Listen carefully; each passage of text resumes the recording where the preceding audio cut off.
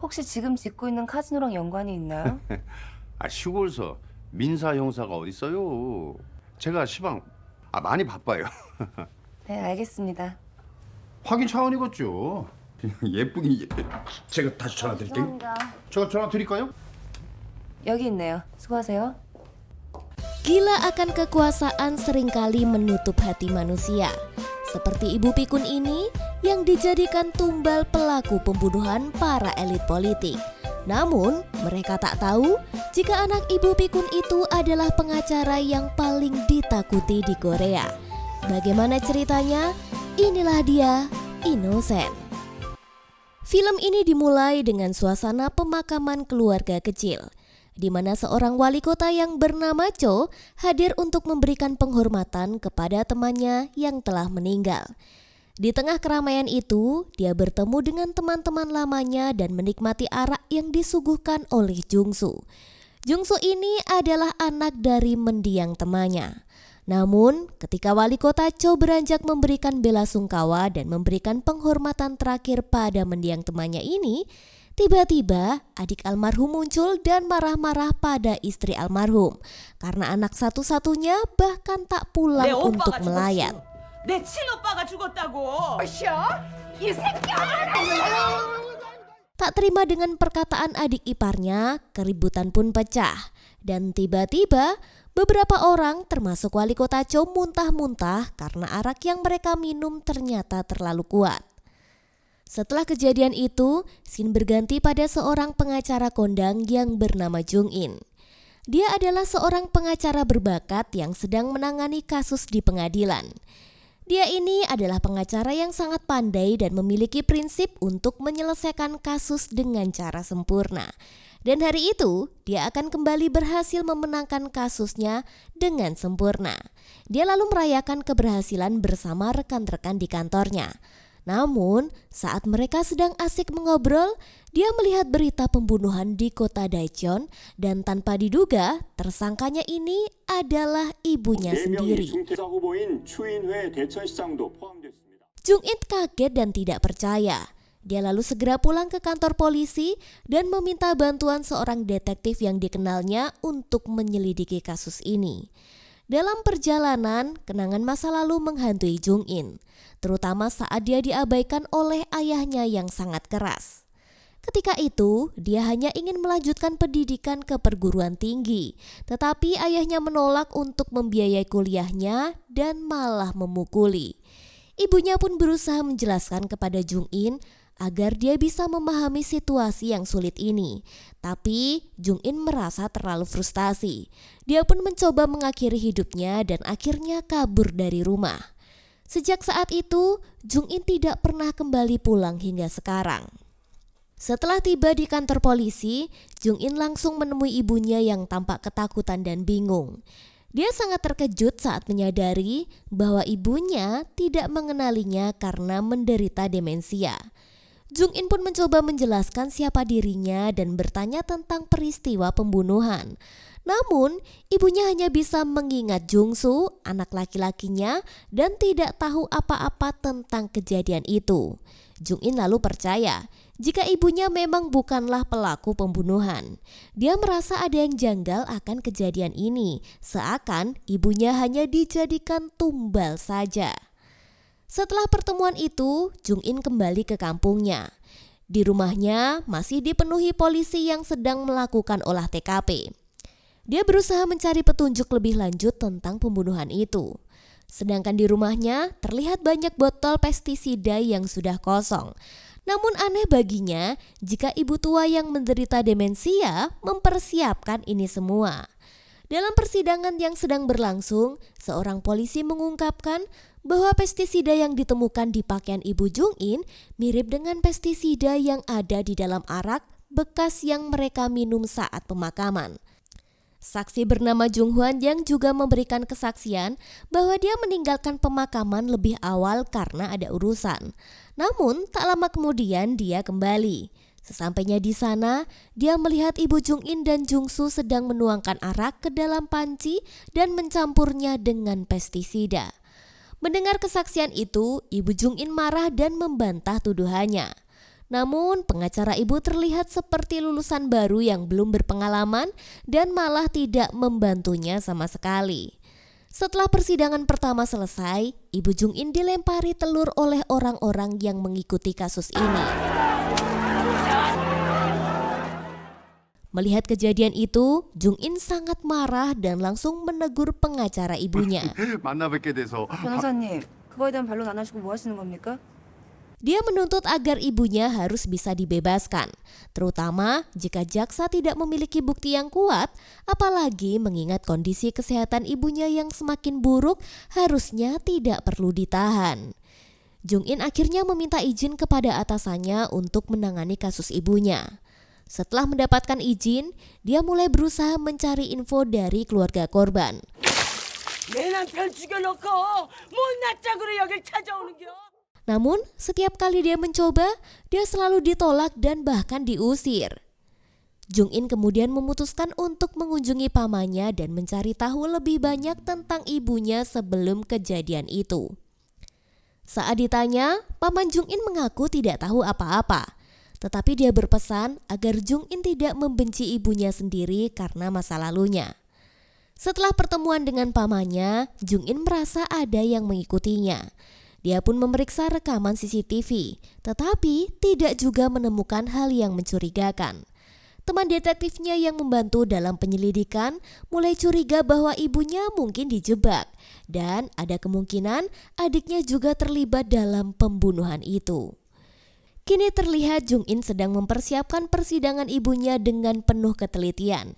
Dia mencetak foto yang diberikan oleh detektif yang menunjukkan saksi bank, petugas polisi, dan jaksa sedang makan malam bersama di kedai pada malam yang sama dengan kejadian pembunuhan. Foto itu bisa memperkuat dugaan Jung In bahwa ada sesuatu yang tidak beres dengan kasus ini. Jung In juga mengumpulkan bukti-bukti lainnya dengan memotret jejak yang ditemukan di rumahnya. Dia lalu memeriksa rekaman CCTV yang diberikan oleh detektif dan menemukan bahwa selama proses interogasi, ibunya seperti dipaksa mengaku dan menandatangani dokumen palsu. Dia menyadari ada ketidaksesuaian antara bukti yang diajukan oleh jaksa dan fakta yang ada di lapangan. Ketika persidangan itu dimulai, Jung In mempresentasikan bukti-bukti tersebut di depan hakim. Dia menunjukkan ketidakjelasan dan inkonsistensi dalam bukti-bukti yang diajukan oleh jaksa. Misalnya, saksi yang mengaku akan pergi ke bank ternyata tidak dapat dibuktikan lewat rekaman CCTV. Bahkan, saksi itu kemungkinan besar memberikan kesaksian palsu. Jaksa penuntut umum pun membantah semua argumen Jung In. Ia mengandalkan bukti pengakuan dan pestisida yang ditemukan di pakaian ibu Jung In. Namun, Jung In berpendapat bahwa jaksa, saksi, dan petugas polisi sudah berkolaborasi dalam merencanakan kasus ini.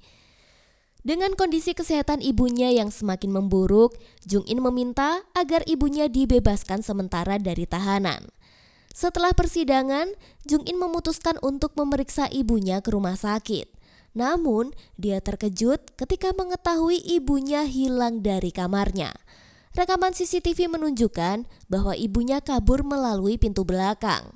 Beberapa waktu kemudian, ibu Jung In ditemukan di sebuah tempat terpencil di pinggir danau. Karena insiden ini, pengadilan memutuskan untuk melanjutkan penahanan ibunya sampai proses persidangan selesai. Jung In kemudian mendapatkan info penting dari teman lamanya yang bernama Bang Yong, yang kini dia juga telah menjadi polisi. Bang Yong mengungkapkan bahwa sekitar 3 bulan sebelumnya, ibunya pernah datang ke kantor polisi dan melaporkan bahwa suaminya adalah seorang pembunuh. Dan wali kota Cho bersama dengan teman-temannya lah yang terlibat. Sayangnya, laporan itu tidak dipercaya oleh pihak kepolisian dan menganggap ibu Jung In hanya sakit jiwa saja. Jung In mulai curiga bahwa ada sesuatu yang lebih besar dari sekedar pembunuhan. Dia juga mengetahui ada proyek kasino yang sedang dibangun di dekat danau tempat ibunya ditemukan. Proyek ini bisa jadi terkait dengan kasus yang sedang dihadapi. Dengan semua info ini, Jung In semakin yakin bahwa ada pihak-pihak tertentu yang berusaha menutupi kebenaran.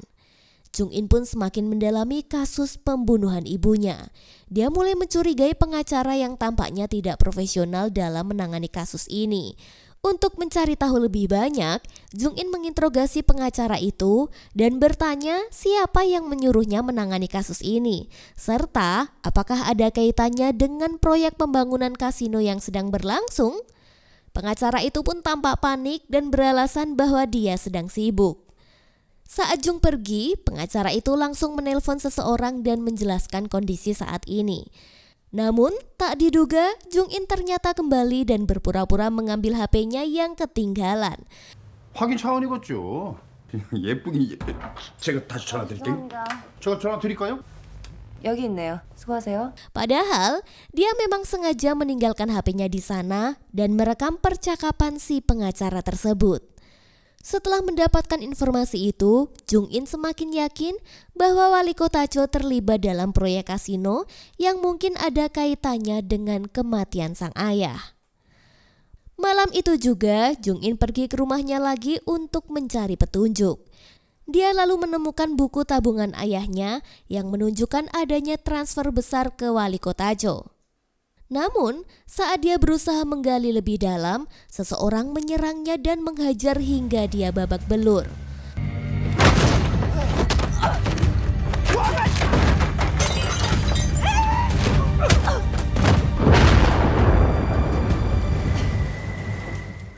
Meski begitu, Jung In berhasil melaporkan kejadian itu ke polisi.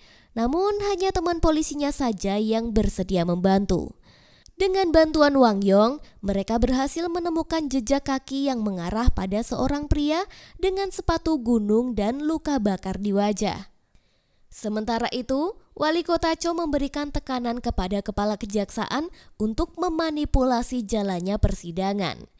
Dia menyuruh kepala kejaksaan untuk membunuh ayah Bang Yong yang sudah dalam kondisi kritis akibat keracunan racun pestisida. Itu semua untuk menutupi jejak dari kasus yang sedang berlangsung. Benar saja, ayah Bang Yong akhirnya meninggal dunia, yang ternyata sengaja dibunuh untuk menutupi kebenaran tentang kasus itu. Jung In juga pergi melayat ke rumah Bang Yong untuk memberikan penghormatan terakhir. Ketika sedang berdoa dan memberikan penghormatan kepada almarhum, dia meninggalkan ponselnya dekat dengan adiknya. Melihat kesempatan ini, kepala kejaksaan Sin yang telah menyusup ke dalam langsung menyalin seluruh data dari ponsel Jung In. 나 이 사진 좀 구경해도 돼요? Malam harinya, Jung In menonton video lama yang direkam oleh Jung Soo. Dalam video itu, Jung Soo mengatakan bahwa wali kota Cho adalah orang yang jahat. Setelah itu, Jung In memberikan briefing atau latihan kepada Jung Soo untuk persidangan berikutnya. Jung In memberitahukan bahwa Jung Soo nanti akan berada di podium sebagai saksi dan dia harus fokus melihat Jung In agar bisa menjawab pertanyaan-pertanyaan dari kepala kejaksaan Sin dengan benar. Persidangan pun dimulai dengan Jung Soo sebagai saksinya. Namun, karena jaksa Sin sengaja menghalangi pandangan Jung Soo, dia pun menjadi kesulitan menjawab pertanyaan. Saat jaksa terus menekan Jung Soo, tiba-tiba si ibu membuat keributan dan mengaku sebagai pembunuh untuk melindungi Jung Soo. 확실히 본인만 주전자에 막걸리를 넣었다는 거죠. 브라질 아무것도 몰라요. 나보다 지가 죽였죠. 브라질 아무것도 몰라요. 헌법 11조 6간. Jung In pun meminta hakim untuk mempertimbangkan kesaksian ibunya. Dia berpendapat bahwa pengakuan saja tidak cukup untuk mempidana seseorang. Setelah pengakuan itu, ibu Jung In pingsan dan segera dilarikan ke rumah sakit. Sementara itu, Jung Soo ditangkap atas perubahan statusnya yang menjadi tersangka. Meskipun situasi jadi semakin sulit, Jung In tidak menyerah. Dia percaya bisa mengalahkan kepala kejaksaan dan membebaskan ibunya dari tuduhan ini. 명백한 살인자를 무죄 만들기가 두고 보세요. 내가 결백을 증명할게. Di malam harinya, Jung In meneliti bukti yang dia peroleh. Di antara foto-foto lama itu, dia menemukan gambar wali kota Cho, kepala kejaksaan Shin, Bang Yong dan pengacara sedang terlihat meresmikan sebuah kasino. Sementara itu, di sisi lain Ibu Jung In sedang diancam oleh kepala kejaksaan untuk mengaku sebagai pembunuh orang di pemakaman suaminya dan Jung Soo akan dibebaskan. Tak berselang lama, Jung In juga mengunjungi ibunya di rumah sakit. Namun dia malah dibuat kesal karena ibunya hanya mengingat Jung Soo saja dan memilih pergi meninggalkan sang ibu. 왜 그런 말을 해서 일을 더 어렵게 만들어? 참말로 괜찮냐? 정수 정말 지긋지긋해 정말. Namun ketika melihat kesedihan Jung In, ibunya akhirnya bisa mengingat jika itu adalah anaknya.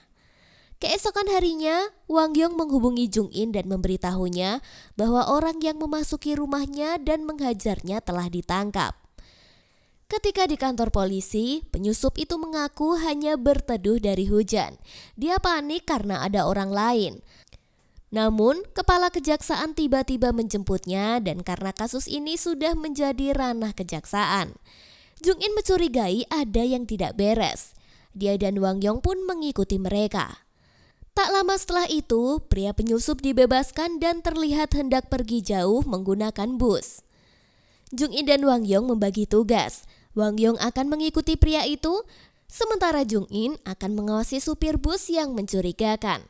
Sesampainya di sebuah tempat, Jung In akhirnya menemukan bukti lagi di dalam mobil penyusup yang mengarah kepada konspirasi antara wali kota Cho dan kepala kejaksaan. Jung In semakin mendekati kebenaran. Dia menemukan sebuah foto dan HP yang rusak. Dia pun ke tukang servis untuk menghidupkan kembali HP itu. Lalu dia kembali menyusun pecahan foto dan terlihat sebuah foto pernikahan ibunya dengan seorang pria yang bernama Lim Chun Wo. Jung In lalu mendatangi salah satu sahabat ayahnya yang juga menjadi korban racun pestisida. Dia bertanya tentang identitas Junwo dan sahabat ayahnya pun akhirnya menceritakan bahwa Junwo adalah putra dari bos tambang tempat ayahnya dan temannya bekerja. Ternyata wali kota Cho dan teman-teman yang ada di dalam foto itu merencanakan untuk membunuh Junwo agar bisa merebut alih bisnis tambangnya itu. Benar saja, Junwo dibunuh sebagai bagian dari rencana mereka.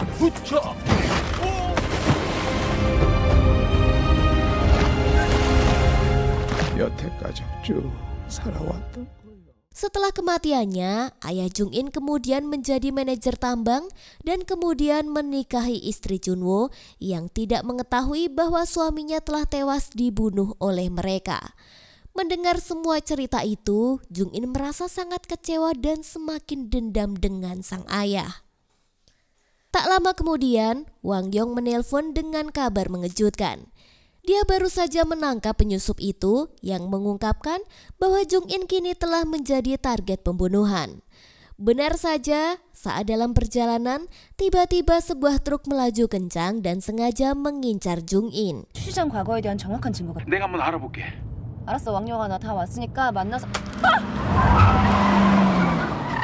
Meskipun dia berhasil menghindar, Jung In terpaksa menabrak pembatas jalan dan pingsan.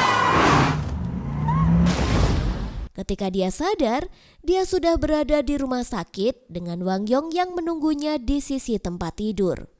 Setelah mendapatkan informasi dari Wang Yong, Jung In akhirnya mengetahui bahwa penyusup yang menyerang rumahnya sebenarnya berniat mencuri peta konstruksi.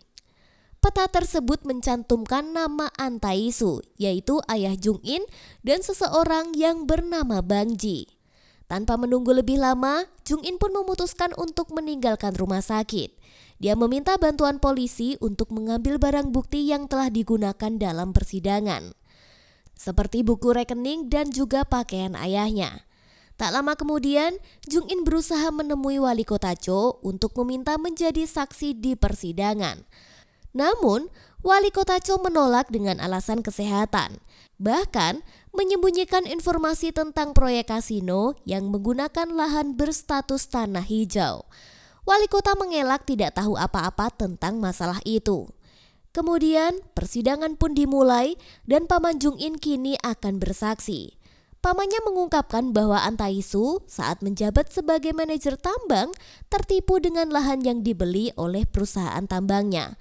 Lahan itu seharusnya mengandung emas, tetapi ternyata tidak mengandung apa-apa.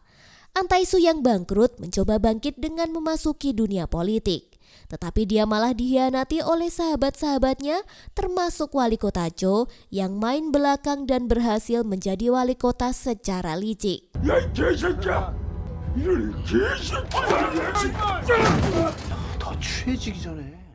Semua sahabat yang ada dalam foto itu juga terlibat telah mengkhianati Antaisu.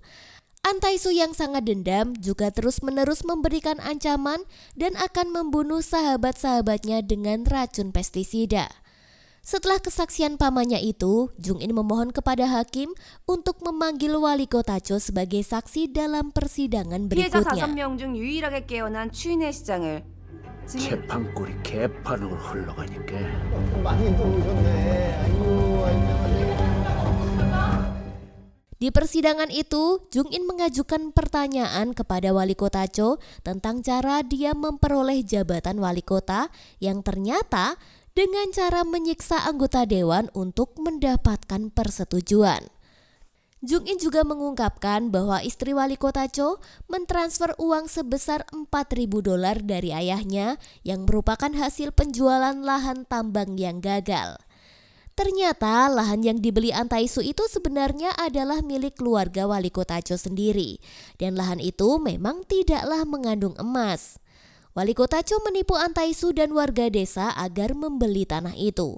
Para warga yang mengetahui hal ini pun marah dan mengutuk wali kota Cho atas tindakannya. Sekarang keadaan telah berbalik. Dia merasa telah menang dalam kasus ini, namun ketika Jung In mengambil HP ayahnya yang sudah diperbaiki, dia malah menemukan sebuah video yang mengungkapkan sesuatu mengejutkan. Dalam video itu, ayahnya Jung Soo mengeluh kesakitan dan mengatakan bahwa ibunya sengaja memberikan makanan beracun untuk menyakitinya. Jung Soo juga mengungkapkan bahwa ibunya lah yang merusak ponselnya tanpa alasan yang jelas. Jung In pun mengunjungi ibunya lagi dan meminta penjelasan. Dan tiba-tiba ingatan ibunya kembali. Dia mengingatkan pada sebuah pertemuan antara wali kota Cho dan Antaisu, di mana Antaisu mengaku sering dihantui oleh Chunwo. Di sini ibu Jung Il mendengarkan percakapan itu. 지난 일이 어디서 또 협박지더니 그 사람 어쨌단 말이에요. Dan pada akhirnya terungkaplah bahwa ibu Jung In lah yang menyemprotkan pestisida ke dalam makanan Antaisu sebagai pembalasan atas perbuatan mereka terhadap mantan suaminya. Di sidang terakhir, ibu Jung In juga dimintai keterangan. Namun sayangnya dia tidak bisa mengingat apapun dengan jelas. Dia hanya ingat bahwa dia memiliki seorang putri yang mirip dengannya dan menyesal telah membiarkan anaknya pergi. Meskipun ibunya tidak dapat memberikan keterangan yang jelas, Jung In tetap melanjutkan proses hukum. Jung In mengatakan bahwa ibunya tidak berniat membunuh siapapun. Dan sebaliknya, dia menjelaskan bahwa Antaisu lah yang telah merencanakan pembunuhan menggunakan pestisida. Setelah pertimbangan panjang, hakim memutuskan bahwa ibu Jung In tidak bersalah. 이제 판결을 선고합니다. 피고인 최화자 무죄.